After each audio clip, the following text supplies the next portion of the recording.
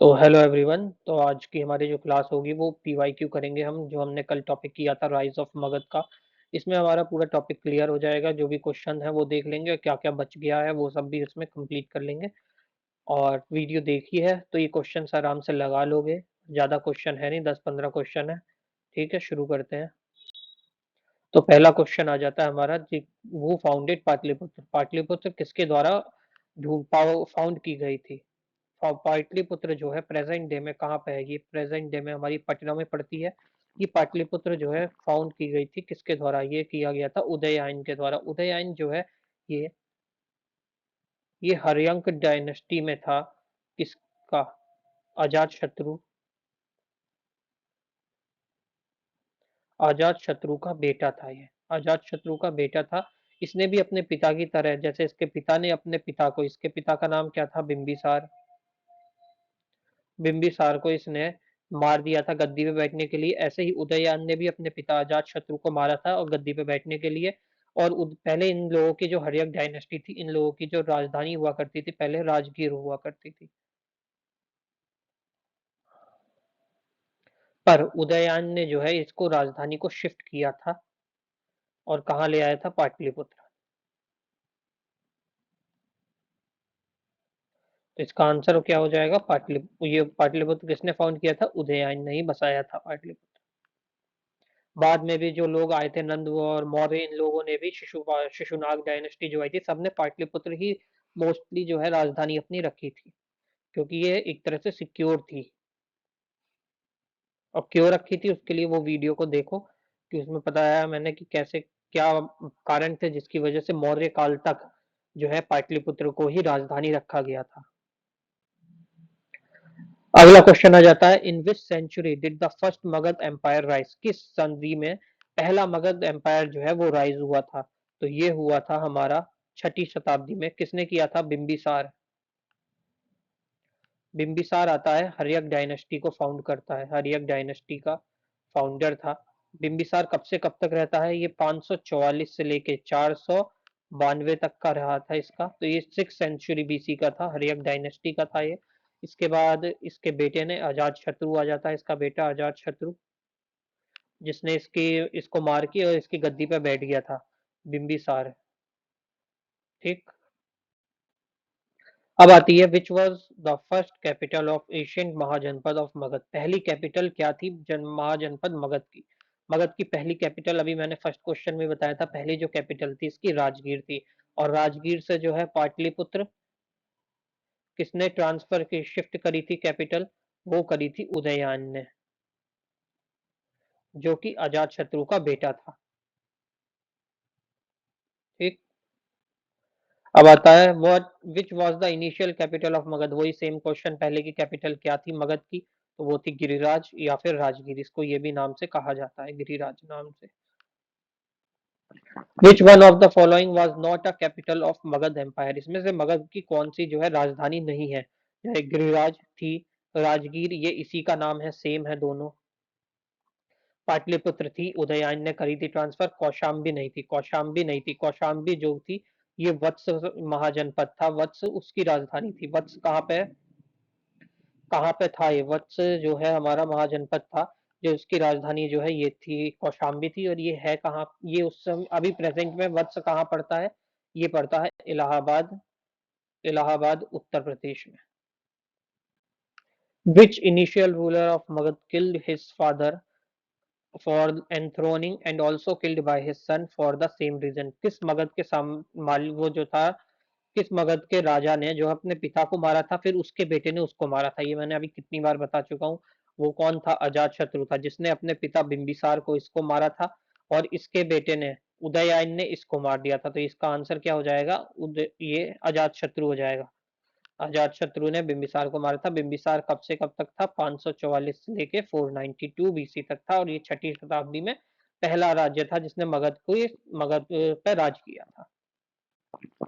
What was the name of the dynasty of Ajatashatru? अजात शत्रु के जो वंश था उसकी क्या नाम था डायनेस्टी का? उसका नाम था हर्यक वंश।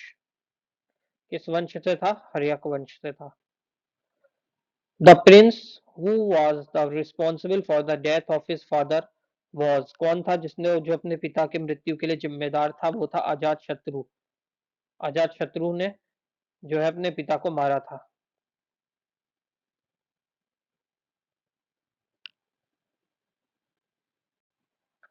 Power of Magadh was extended over the Malwa region during the reign of power जो मगध का था वो किसके समय में जो है फैला था मालवा रीजन तक, वो था बिंबिसार। बिंबिसार के टाइम में जो है मालवा रीजन तक जो है बिंबिसार ने इसका विस्तार किया था।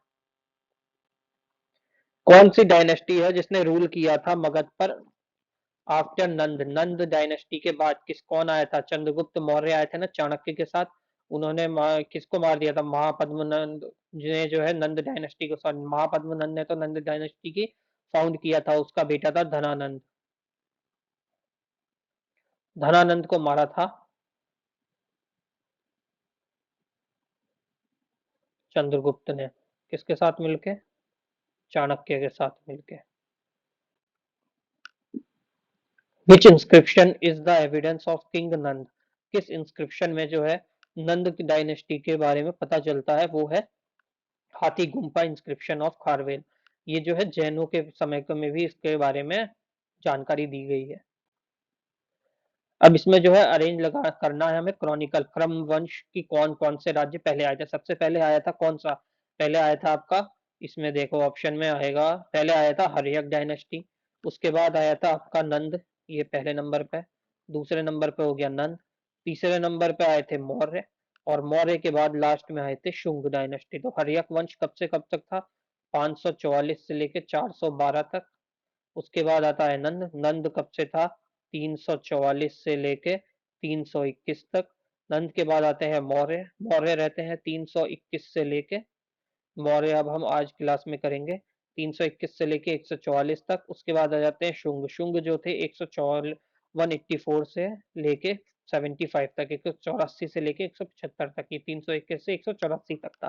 तो इसका सही आंसर क्या हो जाएगा? B, option B. पहले हर्यक वंश, फिर नंद वंश, फिर मौर्य वंश और फिर शुंग वंश। Which king of Magadha is known for अपारो परमशुरम शुरमा? ये कौन सा राजा था जिसे कहा जाता था? वो था महापद्मनंद। इसका एक और नाम था एकव्रत, एवकृत। एवकृत भी इसका नाम था महापद्मनंद का, नंद का। इसने जो है नंद डायनेस्टी फाउंड करी थी और एक ये नाम था इसका।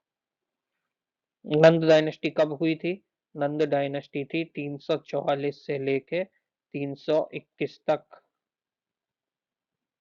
नंद। और लास्ट इसका जो था, कौन था लास्ट रूलर इसका?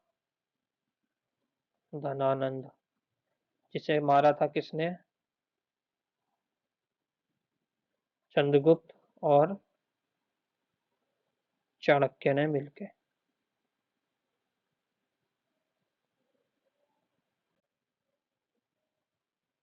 Who was the founder of Nand dynasty in Magadh? Magadh में नंद डायनेस्टी का फाउंडर कौन था? नंद डायनेस्टी किसके द्वारा फाउंड की गई थी? वो कौन था? वो था महापद्मनंद। महापद्मनंद ने जो है नंद डायनेस्टी फाउंड करी थी। उसके बाद इसका बेटा आता है धनानंद, जिसको जो है चंद्रगुप्त मौर्य मार देते हैं चाणक्य के साथ मिलके। जीवक was the famous physician of the time of Mahatma Buddha who was associated with the court। कि जीवक जो है, ये क्वेश्चन है, मतलब जीवक किसके कोर्ट में था? और जीवक को जो है भेजा भी गया था ना, कहाँ भेजा था जीवक को, ये बताओ। जीवक जो है बिंबिसार के कोर्ट में था। ये हमने महाजनपद की क्लास में पढ़ा था कि बिंबिसार ने जो है अपने चिकित्सक जीवक को जो है भेजा था अवंती। वहां के राजा की तबीयत खराब हो गई थी, उनको हो गया था जॉन्डिस। उसके इलाज के लिए इन्होंने अपने यहाँ से भेजा था ताकि उनसे रिश्ता बना सके और अपनी जो है विस्तार कर सके राज्य का। Which of the following dynasty was ruling over north India at the time of Alexander? जब एलेक्जेंडर भारत आता है उस समय कौन सी डायनेस्टी थी जो कि राज कर रही थी? वो थी हमारी नंद डायनेस्टी। और नंद डायनेस्टी कब से कब तक थी? 344 से लेके 321 बीसी तक। इसका फाउंडर कौन था? इसे फाउंड किया था महापद्म नंद ने।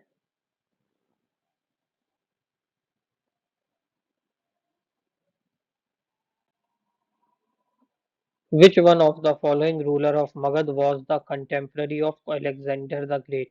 कौन सा इनमें से जो राजा है वो अलेक्जेंडर के समकालीन था? अलेक्जेंडर के समय पे कौन था? धनानंद था। धनानंद ही आया था। धनानंद जब उस समय राजा बना था, उस समय अलेक्जेंडर जो है भारत में आया था अटैक करने, अपना विस्तार करने। ये जो अलेक्जेंडर था, इसके पिता का नाम क्या था? फिलिप। Philip second. और ये कहाँ का राजा था? ये मकदूनिया का था। ये कितने साल की उम्र में राजा बना था? ये 20 साल की एज में इसने गद्दी संभाली थी। मकदूनिया प्रिंस था ये। और इसका एक फेमस लड़ाई भी हुई थी। उसके बाद इसको जब ये अपनी सेना लेके वापस लौट रहा था, तब इसकी मृत्यु हो जाती है। वो भी देखेंगे आगे, एक क्वेश्चन है उसका भी। लो आ गया, वही क्वेश्चन है। Name the brave Indian king. कौन सा भारत का महान राजा था जिसने अलेक्जेंडर से हारा था, जिसको अलेक्जेंडर ने हराया था झेलम नदी के किनारे? वो कौन था? और उसके बाद जो है पोरस जो है उस लड़ाई के बाद मर गया था। मतलब पोरस ने ये लड़ाई तो जीत ली थी, लेकिन इसकी सेना इतनी हार गई थी, थक गई थी। बहुत दिनों तक ये लड़ाई चली थी, युद्ध चला था। तो जब ये लोग वापस जा रहे थे तो इसकी सेना ने आगे बढ़ने से इनकार कर दिया था। तो इसे वापस लौटना पड़ा और लौटते समय ही इसकी जो है मृत्यु हो गई थी वहां पे। तो उस समय राजा कौन था? वो था राजा पोरस। पोरस कहाँ का राजा था? पोरस था पंजाब का राजा। और ये जो बैटल की बात हो रही है, ये ब्रेव बैटल हुआ था कहाँ पे? झेलम नदी के किनारे हुआ था। ये हुआ था बैटल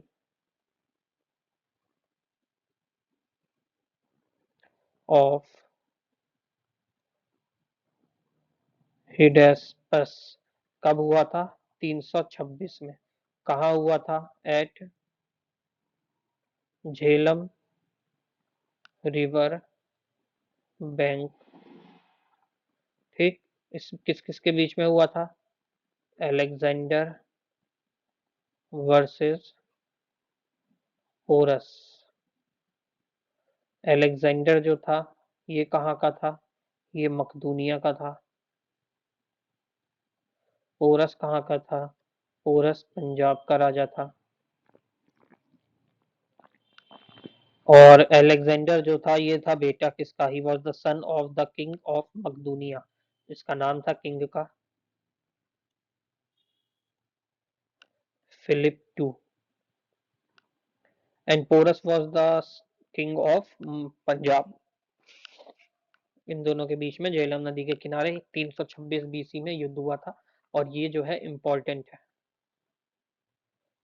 पूछ सकता है ये। बैटल ऑफ हिडास्पस पूछता है, या तो इसका ये साल पूछेगा, सन पूछेगा कब हुआ था, या इन ये किन लोगों के बीच में हुआ था, या फिर ये कहाँ के राजा थे, ये पूछ सकता है। इसके बाप का नाम था ये, अलेक्जेंडर के फादर। ठीक है। तो ये क्वेश्चन खत्म हो गए, इसमें इससे ज्यादा क्वेश्चन है नहीं। और जो थे हमने पूरे कर लिए हैं। मिलते हैं नेक्स्ट वीडियो में, तब तक के लिए थैंक यू और जय श्री राम। और नेक्स्ट क्लास जो होगी वो हमारी होगी मौर्य एम्पायर के ऊपर। उसमें हम मौर्य पढ़ेंगे, उसमें चाणक्य को बारे में देखेंगे, चंद्रगुप्त मौर्य का देखेंगे। ये प्रोबेबली 2 क्लास में खत्म हो जाएगा। सॉरी। मौर्य एम्पायर। फिर इसके क्वेश्चन भी कर लेंगे। क्वेश्चन इसके ज्यादा इंपॉर्टेंट है। मौर्य एम्पायर जो है ये इंपॉर्टेंट है। मौर्य हो गया, गुप्त काल हो गया, ये दोनों एशियन हिस्ट्री में बहुत इंपॉर्टेंट है और इससे क्वेश्चन बनते हैं, खूब बनते हैं क्वेश्चन। ठीक है, मिलते हैं नेक्स्ट क्लास में।